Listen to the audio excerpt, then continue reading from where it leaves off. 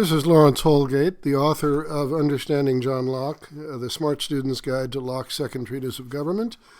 We're going to continue reading out of that book, but I'm going to take a bit of a digression in the study of John Locke to see the context in which he is writing his second treatise, and specifically the distinction between science and philosophy. I think a lot of students don't understand that distinction. Why is philosophy so unique, or what is it that makes it unique? One way to look at that is to think about a particular science problem and then compare that with a particular philosophical problem to see what the differences are. In this case, we have the advantage of seeing philosophical method at, I think, what was probably its best several hundred years ago when John Locke wrote his second treatise. But let's back up a little bit and talk about science and what a simple scientific experiment would look like. As an illustration of this, in my book Understanding Plato, I talked about instructions that are commonly given to high school students who want to enter a presentation in their annual science fair contest. They are told to observe an event occurring in the natural world about which they would like to know more. And what the teacher wants them to do is to formulate a question about that event and use that as the starting point of their presentation. Well, observation is the first step these students will take in what is commonly referred to as the scientific method. The other steps are hypothesis, prediction, experimentation, and conclusion. So let me talk briefly about this by using the case that I used in the Plato book about a young student who observed that one of the tomato plants in her parents' backyard produces fewer tomatoes than the other plants. She wants to find an explanation of this. She wants to know why this happens. So she makes careful observations about amounts of water, about plant food and location. She notices that the plant with a lower yield of tomatoes is in partial shade and does not get as much sun each day as the other tomato plants. And she wonders whether the amount of sunlight might have something to do with the amount of tomatoes produced by the plant.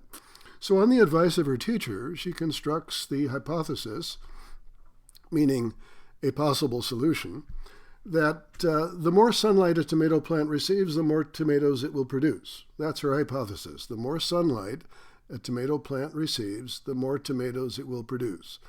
A hypothesis is a kind of guess, so she's guessing that this is what happens. So the hypothesis contains the prediction that a tomato plant will produce more tomatoes if subjected to more hours of direct sunlight. She designs an experiment to find out if her prediction is true or false. She then draws a conclusion based on her findings. The conclusion will show whether the result of the experiment does in fact support the hypothesis. Now, an important feature of the scientific method is that the scientist's argument for the conclusion is inductive, not deductive. An inductive argument is an argument in which the premises are intended to provide a degree of probability to the conclusion. We call these premises evidence. A deductive argument, however, is an argument in which the premises are intended to give certainty to the conclusion. In the preceding example of the high school students, her argument is clearly inductive. She promises only that her prediction about the increased production of the tomato plant is probably true. She might even say that her prediction is highly probable, but she doesn't contend that it is logically impossible for her prediction to be false. There would be no contradiction in the assertion, quote, "It is not the case that the more sunlight a tomato plant receives, the more tomatoes it will produce." An important word of caution here. When a scientist constructs a hypothesis, it must be falsifiable. That means that there must be a possible way to prove that the prediction contained in the hypothesis is false. Suppose the student's hypothesis is, quote, "The more love and attention given to the plant by Demeter," that's the ancient Greek goddess of the harvest, "the more tomatoes it will produce." So the more love and attention given to the plant by the goddess Demeter, the more tomatoes it will produce. Well, look here. That sounds nice, but there's no experiment that she could design that would falsify that prediction. She can adjust amounts of water in sunlight, but she cannot manipulate interventions of a goddess. Hence, Demeter's love and attention would and should be rejected as a possible, that is, a falsifiable hypothesis. We often hear people say something like this about the lone survivor of a plane crash. They say, well, God intervened and saved her life. Is that explanation falsifiable? Can an experiment be constructed to show that God did not intervene when the plane crashed? What would that experiment look like? Well, the answer to those questions is obvious. We have no idea what that would look like. We could not falsify that proposition. Therefore, it should just be discarded as a bunch of nonsense. Section 3.7.2 of Chapter 3 has the title Locke's Method. To understand John Locke's method of solving a philosophical problem, let us return to his proof of the claim that it is lawful to kill a thief and compare that to the problem or method used by our young scientist to prove her hypothesis about sunlight and tomatoes. Well, the first thing to note is that although Locke begins with an event that occurs in the natural world, thievery, this doesn't lead to a discussion about whether there should be more observation and investigation of incidents of thievery in London or elsewhere. Instead, Locke presents the hypothesis that it is lawful for a victim of thievery to kill the thief, if he can. And by using the word lawful, Locke is telling us that killing a thief comports with the natural law. There's a breakdown that I give of Locke's argument with quotes taken from sections 3.2 and 3.4 of the book. That is in boldface at page 53 of the print edition. And again, we're in section 3.7.2 of the book. He begins with a premise that says a thief is a person who uses force, where he has no right to get me into his power. Premise 2. If someone uses force where he has no right to get me into his power, then he would take away my liberty. Premise 3, if someone would take away my liberty, then I have reason to suppose that he would kill me while I'm in his power. Premise 4, if a person would kill me while I am in his power, then he and I are in a state of war. Premise 5, if someone is in a state of war with me, then he is an enemy to my preservation. Premise 6, if someone is an enemy to my preservation, then it is lawful for me to kill him if I can. Therefore, if you collect all these premises together, therefore, it is lawful for me to kill a thief if I can. All of that follows from premises 1 through 6.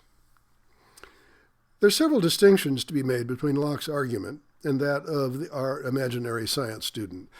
First, Locke's conclusion is clearly not a prediction about a future event. It's a value judgment about the lawfulness of killing a thief. Locke wants to know whether it would be morally permissible under natural law for a victim of a thief to kill the thief if he can. The second distinction between Locke and our science student. Locke's argument for his conclusion is deductive. That is, if we assume that his premises are true, then the conclusion must be true. But the science student's argument, on the other hand, as we saw, is inductive, not deductive. It purports to show the probability, not the certainty, of her prediction about the production of tomato plants. This explains why philosophers do not have laboratories in which they conduct experiments involving a variety of objects and the equipment to manipulate them. You don't see philosophy professors who take their students into laboratories for philosophical experimentation, nor do philosophy professors take their students on field trips to distant sites where they can observe events and things in the natural world. A philosophical hypothesis can be examined from any location, preferably while sitting in a comfortable chair. The only field trip a philosopher takes is entirely in her own mind, and any experiments she conducts is called a thought experiment. Locke's imagined state of nature is a good example of a thought experiment. The argument begins with a definition of thievery in the first premise, and then by a process of deduction, Locke arrives at a valid conclusion. And the test for the validity of an argument is, An argument is valid if the truth of the premises guarantees the truth of the conclusion. The key word here is if, prompting the reader to ask the question, are the premises in Locke's argument true? For example, I might argue this. All people born in New York City in 1946 are African American. B. Donald Trump was born in New York City in 1946. Therefore, C. Donald Trump is African American. Now, this argument is valid because if the premises A and B are true, then the conclusion C must be true. But the argument collapses. Logicians would say it's an unsound argument because the first premise is demonstrably false. The first premise, you may recall, is all people born in New York City in 1946 are African American. That was obviously false. Now, the burden on Locke is not only to present his readers with a valid argument, but he must also show that his premises are true. Most of the premises are true in an analytic sense. That means that we can determine the truth of the premise by analyzing the meaning of the words in the premise. First premise appears to be analytically true because Locke is telling us that the term thief means or implies someone who gets me in his power and has no right to do so. Premise 2 appears to be analytically true. Premise 2 says if someone uses force where he has no right to get me into his power, then he would take away my liberty. If the thief has the victim in his power because he's holding a gun, then this implies that the victim has lost the liberty that she had prior to this incident. Premise 3 is more difficult to discuss. It says, if someone would take away my liberty, then I have reason to suppose that he would kill me while I am in his power. I don't know. The idea of he has taken away my liberty does not logically imply that I do not know whether he will kill me or let me go, any more than it would imply I do not know whether he will kiss me or let me go. Perhaps all that Locke is trying to tell his readers is that when you find yourself in the hands of a thief, you cannot reasonably predict that you will not be killed. But this is a synthetic or an empirical proposition based on experience. So if premise 3 is to be defended as true, then it has to be defended as what we call synthetically true. This means that the truth of the premise is based on, for example, accurate reports of people who have been killed by thieves or would be thieves. Locke doesn't provide this information, perhaps because he thought there was sufficient evidence gleaned from reports in London newspapers, giving persons reason to doubt what might happen to them if they were a victim of a thief. Premises 4, 5, and 6, I'm not going to go through them. They're all analytically true. They're derived from Locke's definition of the state of war. Go back to section 3.1 of chapter 3. The state of war exists when one man has a sedate, settled design upon another man's life. That was the quote from paragraph 16 of Second Treatise. And this gives the man whose life has been threatened the right to defend himself by killing the aggressor if he can. So if we're convinced that premise 3 is true, that is, if it is true that a thief who has me in his power might kill me, then by definition the thief is in a state of war with me. And if he is in a state of war with me, then by definition I have the right and the duty to preserve my life by killing the thief if I can. Finally, we should notice that Locke's argument, as it is laid out above, earlier I should say, is in some ways like the scientific method. Both start with a question or a problem, and both begin with a hypothesis or a possible solution. The hypothesis of the scientist is a prediction about a future event in the natural world. Locke's hypothesis is about the moral permissibility of killing a thief. The scientist must test her prediction about events that will occur in the real world, but Locke's conclusion is not a prediction derived by the employment of inductive reasoning. It's a deduction from premises about the natural law, the state of war, and he has one unsupported empirical claim about what a thief might do when the thief has someone in his power. And yet Locke's argument about killing the thief and the scientist's argument about the increased production of sunlight-exposed tomatoes can be used to make recommendation about future behavior. Locke assures us that if we are confronted by a thief, then the natural law permits us to kill the thief if we can.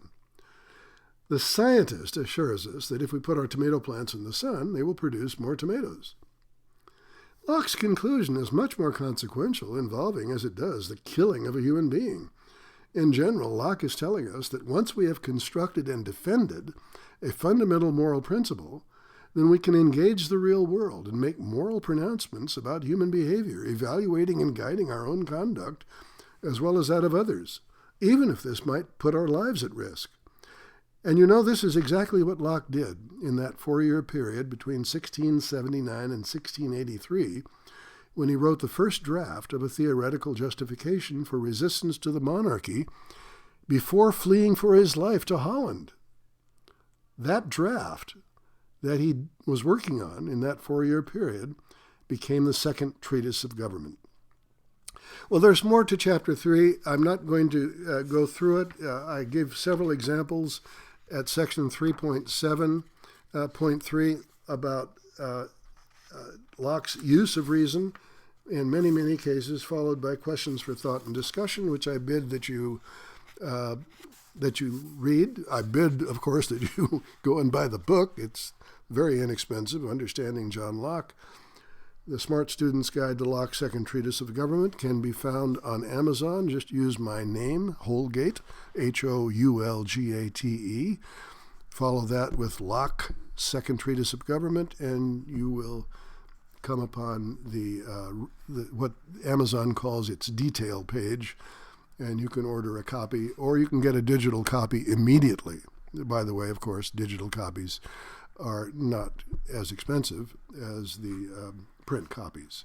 So, good day. We'll see you later. In the next episode, we're going to be talking about slavery. Interesting chapter. Good evening.